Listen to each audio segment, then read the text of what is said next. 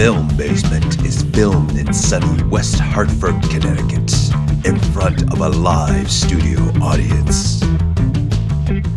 Hi everyone, welcome to the Filmmaker's Basement. I'm Brandon Gasparino. And I'm Edward Webb. And this week we have some reviews and some interview with a YouTube short filmmaker, Patrick Grady. Alrighty, and speaking of interesting little films that came out, as someone who did not trust DC to make a good movie, I was pleasantly surprised watching Birds of Prey. Directed by relative newcomer Cathy Yan, Birds of Prey follows Harley Quinn, who recently broke up with the Joker and is trying to find herself. All of this while dodging various threats in her life and attempting to secure a mysterious diamond attached to a family fortune from a young pickpocketer. Overall, I was very entertained by this movie. The action was generally great, Harley Quinn and the Birds of Prey were fun to watch, and it was nice to have a story that didn't revolve around the world ending. However, I will admit that Harley Quinn's inner monologue and some of the non-linear story choices did get on my nerves while watching this movie. Overall though, if you're looking for a good time, I would recommend seeing Birds of Prey. So yeah, like I said, I was pleasantly surprised by this movie. I didn't expect it to be good, and it was good. It was a fun very happy watch. to hear that, if I'm not mistaken. And I've never been one to brag. My mama raised me better than that. But I do feel like I did call this earlier when we saw the trailer for the first time. I'm gonna have to eat my shorts here. I did say this was gonna be a train wreck and that we were being lied to, and you know what? I'm happy I was wrong. Because the film we got it's not like breaking any ground here, but it's still a very fun movie to watch. So every movie doesn't have to reinvent the wheel to be enjoyable. Exactly, and there was a lot of really good action in the movie. Harley Quinn's character was really fun. I enjoyed watching her and the other Birds of Prey on screen because they all had their own interesting little personality quirks and things they did. And that's actually another thing. This movie had a lot of personality, and I really liked that. What do you mean by personality? It felt like, so I guess to contrast this, on Thursday I also saw the latest Star Wars movie. And I feel like that film was lacking, like all of the characters felt like in Birds of Prey, they kind of had a purpose for being there, and their quirks were justified. There was a reason why they were acting in certain ways and doing certain things. So they had a lot of personality in that way. I loved it. What did you think of Ewan McGregor as the villain? I've been hearing a lot of mixed things about him. So I'm going to be completely honest here. I didn't know Ewan McGregor was in this movie until the credits started rolling. I don't know. I think I associate Ewan McGregor with Obi-Wan Kenobi way too much. So when I saw him, I was like, he looks really familiar, but I just don't know where I know him from. And the credits started rolling, and I was like, wait a second, Ewan McGregor was in this movie? No, he was really good. He was a really good villain to I guess be the opposition to Harley Quinn. He was a really good opposition. His character was really fun to watch on screen, and again, it felt like he had a purpose being there. All right. I'm just very happy that you enjoyed it, and also that was right. Yes. I should also mention though, like I said, I had some gripes in the movie. I will say Harley Quinn's inner monologue gets really annoying after a certain amount of time, because there's just points where you're like, okay, look, Harley, she'll for instance, she'll be thinking something, and then she'll immediately say that thing, and it's like, okay, I get that this is her inner thoughts and all that. I don't need to see that repeated twice. Either show the thing or have her say the thing. Don't do both, because that gets really annoying for me. In addition to that, the movie does kind of do some weird time jumping. It's not a lot of time. It's basically a week essentially, but it gets kind of annoying when it detracts from the film, at least for me, because for instance, one of the times happens right before an action scene's about to kick off, and you're like, oh my god, it's gonna be really cool. I'm so excited to see where this goes. And then it's like, oh yeah, now let's talk about what happened a week ago. And I'm like, no, please, no. I just want to stay here. Don't take me back in time. Yes, besides that, really enjoyed the movie overall. All right, and if you have any free money, go see Birds of Prey. Go support it. Please. All right, for my review this week, I did the film Honey Boy. Director Alma Harrell helms this absorbing semi-autobiographical drama written by and starring Shia LaBeouf. This nonlinear film begins with Otis Lort, played by Noah Jupe, a 12-year-old rising star who lives in a rundown motel with his unstable father, James, played by Shia LaBeouf. As the film begins to jump from the past to present, we see the much older and now angrier Otis, who is played by Lucas Hedges, as he deals with his vices and inner demons that were brought up on by his turbulent childhood.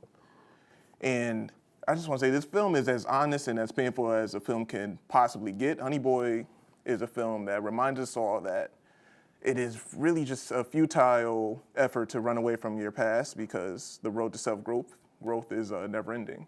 Oh, that's really interesting. Okay, so For me, when I think of Shia LaBeouf now, I think of him as kind of a crazy person. Oh like, yeah, doing his own thing. majority of people do. How was he in this movie? This is the type of form that reminds you that somebody who may be more known for their antics, maybe a John Travolta of sorts, Yes. or Nicolas Cage may be a better example. They're still at heart a great actor. Okay. This is, if this Best Supporting Actor category wasn't as stuffed as it is this year, I would say that he was snubbed.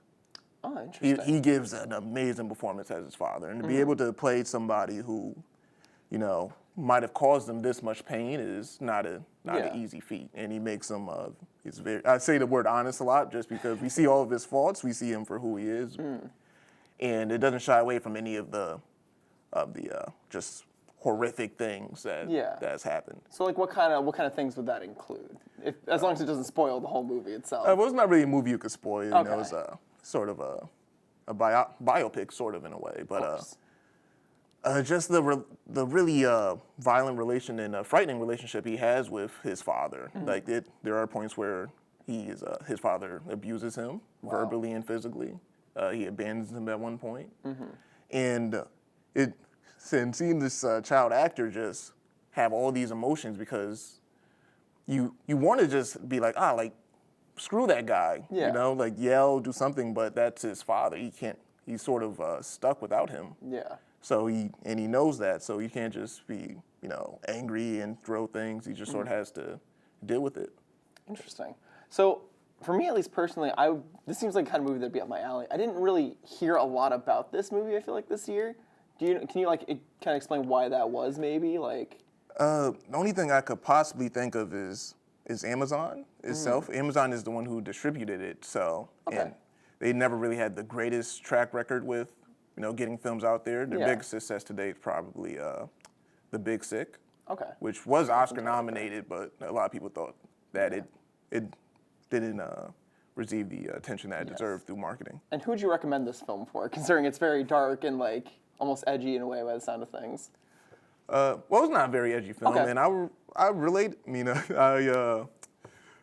I recommend it to just about anybody who's just not even a lover of film, just a lover of great dramas. Yes. All right, so moving on now, I believe you have an interview for us today. Yes, I do. This week I interviewed Patrick Grady, a film student at the University of Hartford, who also runs the YouTube page I Heart Jesus Forever. Hi, welcome to the Filmmaker's Basement. I am one half of the dynamic duo, Edward Webb, and today we have a very, very, very special guest. He is the lifeline of this show. Without him, none of this would be possible. His name is Patrick Grady. Hello, I'm Patrick Grady. Nice to have you here. Thank you, Eddie. It's a pleasure being here. That's what I love to hear. So how are you doing today? I'm doing well. How are you, Eddie? I'm doing good. So, how did you get started as a filmmaker? I started somewhere in early high school because the easiest technology class we could do involved the really bad handy cams we had. So I took that and slept through most of it, but still was handing in some of the better projects because it was a Catholic school and everyone else was even more asleep than I was. But yeah, it was from a place of laziness probably more than anything. Right, so there was no specific, cinematic moment where you saw a film and was like, oh, I want to do that. It was just sort of out of... If there was any movie I would have seen, it was probably some animated movie as a kid, because I just want to make something that looks like an animated movie but isn't. And that was most of what I did as a child, was stop motion and all that. Gotcha. So you say you went to Catholic school? Yeah. So I'm guessing this may have something to do with your eventual YouTube channel name? So I made the YouTube channel as just my school email account to hand in all my assignments. So whenever I had a teacher ask me what should I send this study guide to, I'd be like, it's I Heart Jesus Forever at gmail.com. Forever was taken. And they didn't like it. They didn't like it at all. Well, why didn't they like it? What's wrong with showing love to your savior? They called it, I think there's a proper technical term for it. Blasphemy is technically described as profiting off the image of Jesus Christ or any of the saints. And under the legal definition of blasphemy, I am at fault. So they had me there, and I couldn't really dispute them on that, but I was never going to change it. It's too funny, right? Like, it's a good bit. It's a very good bit. Very recognizable. Our SEO is terrible. There's like some t-shirt that people sell where it's damn near spelt like forever. No, they're the one that's committing blasphemy. They're really going all in on it. They're making money off it, but it destroyed our SEO. We only show up more for Pluralize Entertainment. We show up on their search engine stuff because of our exposed video I made with my old roommate. Yeah, Professor Tyler Sari here at the University of Hartford. Yeah, him, Tyler. So, I don't know how I want to phrase this next question. Take your time, Eddie. You have a very unique directing and writing style, which is why it comes as such a shock to me that sort of this style was birthed through just you trying to slack off in school. So, if anything, the style would come from is sitcoms, like mid-2000s sitcoms, like Everybody Loves Raymond, and maybe some Seinfeld. Because that when I was a kid, I'd get home, Home Improvement would be on, and I'd put it on mute. Because if you ever tried to like actually listen to Home Improvement, it's tough, man. Like first run through Home Improvement, sure, whatever. But like when you're at your 5th or 6th, you can't be listening to Tim Allen go for like 30 minutes, and then there's another one, and they're probably speeding it up on TBS or something. So it's just like the most cursed mid-2000s stuff is all I was doing as a kid. And in a weird way, it kind of comes through in the things because they try to use really big words, even though the main characters of those shows are meant to be like your simple straight men. They're always like, if we're going to put the indubitably back into the system here, like it's all absurd stuff in sitcoms, and I think it's just really funny stuff. You just completely flip it. Being a great admirer of your work, this all makes a lot of sense. Jesus Christ. Oh, that is also another example of blasphemy, using the Lord's name in vain. Gee. Now I just did it. Speaking of all of your great work, tell me a little about Tumbling Down the Byway. Tumbling Down the Byway was I don't want to call it a passion project of mine because I don't think I've ever hated one of my projects more than I've hated Tumbling Down the Byway. Passion and love go hand in hand. I mean, passion and hate. The script for Tumbling Down the Byway is still titled, working title, Hitman Clown. And the concept was I was moving down to LA for the summer and I wanted to write something quickly and almost with no thought put into it that I could do in the like 2 weeks leading up to a like 4-day drive down to California.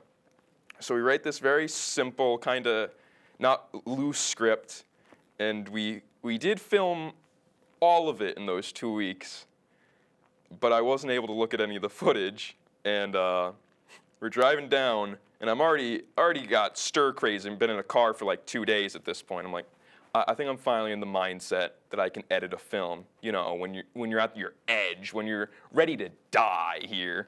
That's the only way. And I open it, and it's all just some of the worst stuff I've ever seen in my life. I hated every frame of Tumbling Down the Byway. And I just call the star and my good friend Zach Peretti, and I'm like, I either need you guys to ADR this whole movie without me, or I'm gonna come back and I'm reshooting the entire thing, and we might be cutting the clown out. So at this point, working title was just Hitman, if the clown was being taken out. So months go by of just revising this script, and I get back, and we have our first day of shooting, and a friend of mine was helping out as the clown. Anytime you see his face, it's Nicholas Delacarpini.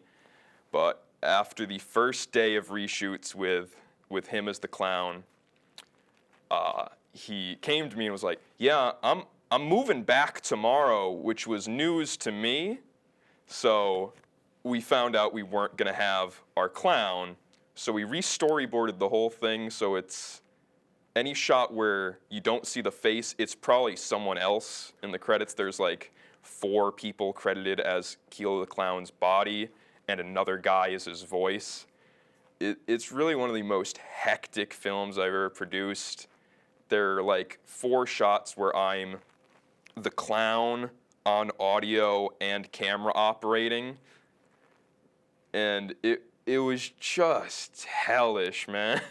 That just sounds like my own personal, I can't say that word, I do not believe. I believe that is also more blasphemy. But I'll just say HE double hockey sticks. Yeah, put me down a little bit more, man. Well, first I would like to point out that as awful as that process must have been, it is a very acclaimed film. It won several prizes here at our film festival. Thank you. And just being curious, as all the hard work you put into that, what are some of your major takeaways from things that you wish you could have done different? Or... My major takeaway from doing all that is anything can get fixed in the end. If like you're looking at something, you're like, there's no way I can make this any better. This is just a sunk cost here. You can always try and like bring it back, because when I got the first cut done at Tumbling, I was ready to just like erase the drive pretty much, but we just kept on trucking, and as you said, we did win some stuff, so it worked out. All right, so first off, please check out Tumbling Down Byway if you get the chance. It is on his YouTube channel, and it's definitely worth the watch. So, besides filmmaking, you're also a part of the STN family here at the University of Hartford? Yeah, I'm the senior producer at the station. I run all of the production shows like this one and the Bloomfield Ave Picture Show. And I'm in charge of building the live newscast every week. So it sounds like a lot, and it kind of is, but it's not terrible. Like it's fun cushy stuff. Gig. It's a cushy gig, eh? Only the cushiest gig. Yeah, STN is just a great opportunity for stuff like this. Like you get a chance to make something every week, or in some cases you can make up to like 4 shows every week. I do the live newscast, I do this one. Some weeks I do our sports show, Sports Squawk, and I'm always editing new episodes of the Bloomfield Ave Picture Show. So it's just really cool to be able to get your name on as many credits as you can in your time here at the university. Something I wish I've done. You were here freshman year, weren't you, Eddie? So, where can we find all of your work? It's on the YouTube channel, I Heart Jesus Forever. If you're watching this in 2021, for some reason, it might have a different name. It might be called Known Name Productions, which is just terrible to say. There's a Vimeo page that's just my name. I think it's D. Patrick Grady. And there's a parked website that's dpatrickgrady.com. All right. Thank you for being here. You're welcome, Eddie.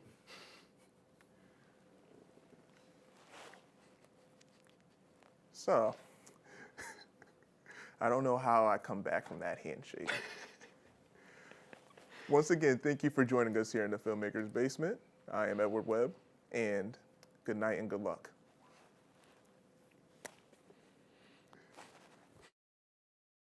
All All right, that was a great interview, Eddie. So this weekend is Valentine's Day weekend, and there's some new movies coming out. So this week, we got some great movies coming out, including Sonic the Hedgehog, The Photograph, Fantasy Island, and Ordinary Love. So Eddie, I know what I'm excited about this weekend. What are you excited for? I guess I just have to join the bandwagon and say Sonic. There's just no other answer. It really is a bandwagon.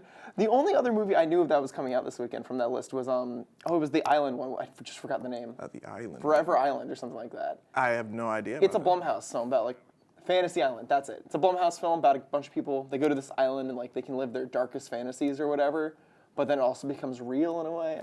It seems like a weird concept, and I'm not really too there for it because it seems like it's just going to go down classic Blumhouse route. But Sonic the Hedgehog. This movie's gonna be such a train wreck. I'm so excited. There hasn't been any footage of Tails or Knuckles yet, has there? I hope. Okay, here's my little hope for this movie: is that we're not gonna see any of them throughout the movie itself. Just Sonic. But end credit scene, we're gonna see like a fist, and it's gonna be Knuckles' fist. Yeah, think about it. That's gonna be great. This little Knuckles popping in at the end, like, oh, hint for the next movie, and then we'll never get a sequel. And it'll be great. It's gonna be like, what's the Dark Universe one? The vampire movie that came out a while. Jonah Dracula Hex? Untold. Where at the end they were trying to establish the Dark Universe, cinematic universe, and Dracula is the zoom in on Dracula standing on a castle, and he's like, "Let the games begin," and the games never began because they never made another movie after that. There's a lot like what's in Flash? You ever seen? Oh, I don't think I saw that. Never No. seen Savior of the Universe? I think that's the name of it, No, if I'm not I don't think- mistaken. Like a really old. Okay. About the Jets quarterback that has to save the world. Oh, no. That ends with the boss reaching out from like the lava, and then like making a fist, and then just never got a sequel. It's like, oh God, what was the movie? It's like the Green Lantern movie. Sinestro puts on the ring and turns yellow. We're like, ooh, I can't wait to see where this is going. Goes nowhere. Well, hopefully Sonic doesn't have the same fate as those films. God, see, I hope it's a train wreck, but I hope we do get a sequel because I would love to see more of this. I like to see this train wreck keep going. Like it makes like $1 billion in China or something like that, and we're just like, yeah, we're gonna get more Sonic. Now it's Knuckles, and maybe we'll get Shadow the Hedgehog soon, and it'll get really good. Oh, now you're getting deep into the universe. Deep into Sonic. Okay, all right. Well, that's all the time we got for this week, guys. It's been a pleasure being on here talking about Sonic and all the good stuff we've got coming on. Honey Boy. I'm Bernie Gasparino. And I'm Edward Webb. And it's Filmmaker's Basement signing off.